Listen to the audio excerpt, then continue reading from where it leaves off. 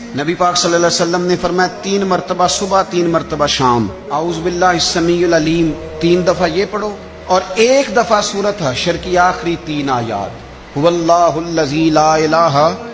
الا هو عالم الغیب والشہادۃ هو الرحمن الرحیم۔ اعوذ باللہ من الشیطان الرجیم ہے نا، اس کو پڑھنا ہے اعوذ باللہ السمیع العلیم من الشیطان الرجیم۔ فرمایا 3 دفعہ اس کو پڑھو اور 1 دفعہ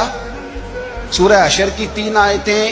1 دفعہ صبح اور 1 دفعہ شام۔ صبح کیا ہے، شام کیا ہے؟ تو اعلیٰ حضرت بریلوی فرماتے ہیں صبح سے مراد ہے آدھی رات ڈھلنے سے لے کر سورج نکلنے تک، آدھی رات ڈھلنے سے لے کر یعنی تہجد کا ٹائم سے لے کر سورج اور شام کیا ہے، دوپہر ڈھلنے سے لے کر مغرب کی اذان تک، یہ شام ہے۔ اب سن لیں، یہ ترمذی کی حدیث ہے سیاستہ کی، نبی پاک نے فرمایا جس نے 3 مرتبہ اعوذ باللہ پڑھی اور 1 بار سورہ حشر کی آخری 3 آیتیں پڑھی، 1 دفعہ صبح پڑھے 1 دفعہ شام پڑھے، نبی کریم علیہ السلام فرماتے ہیں اگر صبح پڑھے گا تو 70,000 فرشتے شام تک، اور اگر شام کو پڑھے گا تو 70,000 فرشتے صبح تک